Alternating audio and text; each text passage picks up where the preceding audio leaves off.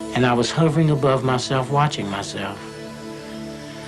Then I heard what would appear to be an elevator door open, and these two guys came in, and they were getting ready to take me someplace. I later found out that that was probably the morgue. Then at that exact moment, I was inside a body again. It was on fire. It was in pain. I could not move. So I started blowing the sheet. And they jerked the sheet off, pushed me back into the emergency room, worked on me and stabilized me. And in the course of the next 7 days, I was completely paralyzed. That it's so touching to me that in the closing moments of their life, that so many people come back reporting that what was most important to them at this time was love, the question of how they had loved their fellow human beings. It had a lot of effects and change in my life. It's made me a more understanding person of others. I know I don't have the right to take my life. Didn't want to return, and I would love to go back. Someday I will. And then I hopefully can stay and not have to come back and try again. But I know I cannot take my life and go there. Things would not work out right.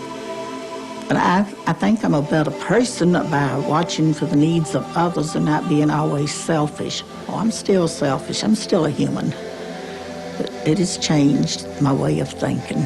How to love other people and how to forgive and to put yourself in the place of other people in order to understand them. And that's something that you have to do in order to love people and in order to love yourself. Because if you hold grudges and you, it hurts you and it hurts the other people, and it's a barrier to love if you can't forgive. You don't necessarily have to forget when people hurt you, but you have to understand them and forgive them. And I think that is the most important thing about love that I've learned, and how to look at how we're alike rather than how we're different. This is the main message which I brought back, that love is what cannot be changed. This is everlasting. And love is with life always together. Love, what keeps this world alive. Love as an eternity. Love as a basic of humankind. And we are alive because of love. I think the most important point about the death experience is that it is orderly. And the fact that small children, all the way to grown people, have similar experiences.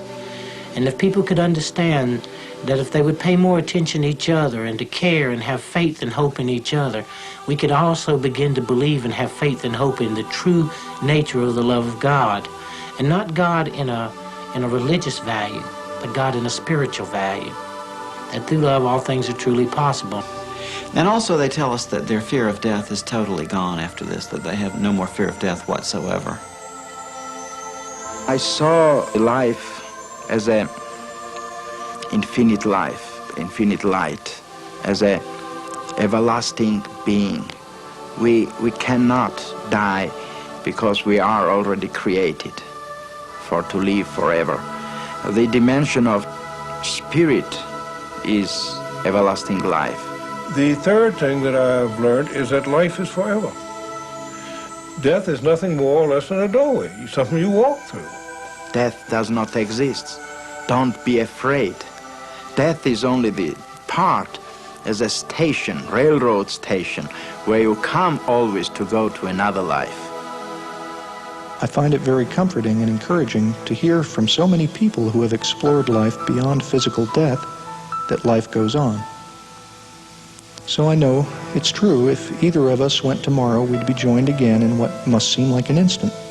Back in a flash, as you always say. But whatever happens, I want you to know that I feel very blessed to have had you as my father, and I love you very much. With much love, Peter. Know that it'll be a safe journey, that you'll be taking that journey not alone, but surrounded by love, a greater love than you understand. And when you get to your part and place in that journey, whether it be not to come back or to be like a few of us to return, know that it symbolizes the orderly way in which God has prepared life for each of us.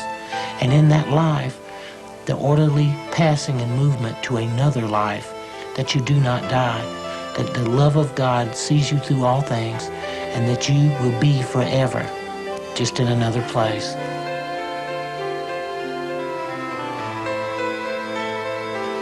It was about 3 weeks later when we got the phone call. I was told that he died with a smile on his face, and the last words he said were, "The light."